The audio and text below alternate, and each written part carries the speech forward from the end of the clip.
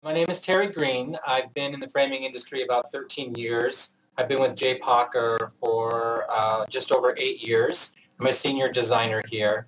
My primary task is to help clients pick the best that framing has to offer. Our company is J. Packer and Son, and we've been in business since 1926, very long time.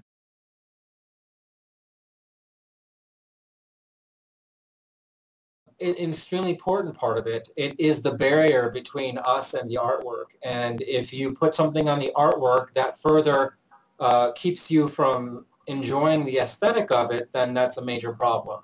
So we really need to have things that are going to do two things, that are going to protect the artwork, which is the most important thing, but don't bar you or keep you from your experience with that painting or that artwork. I don't want a sheet of glass, a reflection, or something physical in my way when I'm trying to have a connection with a piece of artwork.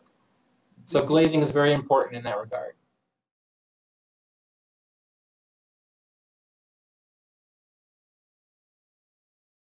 No, not really. They might think, some of them might be aware that there's non-glare because they've either seen it in a friend's home or in a museum, but they don't understand the differences technically between non-glare and UV protection. Sometimes those get lumped up into one thing. And so that's where the education comes in, because we have to explain to them the differences between non-glare and UV protection. And even to use the phrase non-glare is bad, because there used to be that stuff that was fuzzy, that cloudy stuff. And that's a different kind of non-glare than museum glass, which is virtually invisible.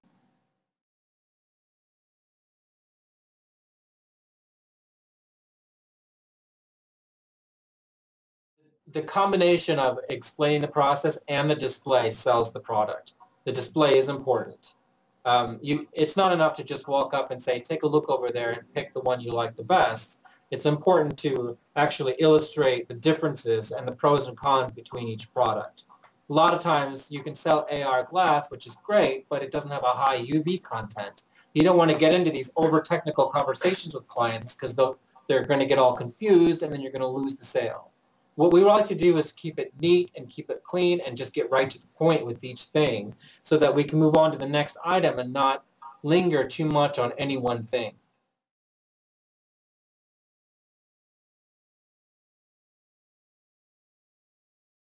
Every client that comes in is shown the best. And the best, not because it's the most expensive, but because it's the best, because it makes the artwork look the best. And when you explain it from the perspective that you're just trying to enhance the aesthetic of their work, their artwork, and not block your view and your experience from what's shielding the artwork, it sells itself in that regard.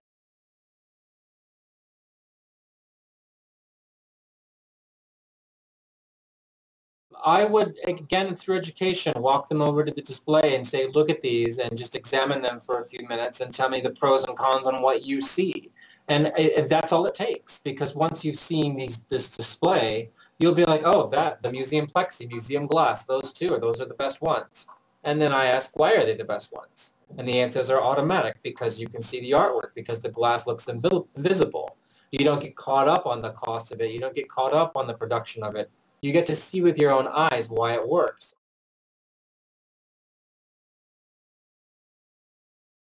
It's the combination of the beautiful frame that was chosen, the perfect mats that were for that artwork, the perfect glass that was for that artwork, and they all work together to allow you to have this amazing experience with the artwork. Once the client has that experience, they don't think about why they're having that experience. Like what got them there. They don't think, oh, it's a combination of a great frame, or it's the beautiful mat, or it's the perfectly clear glass. For them, it's the entire picture.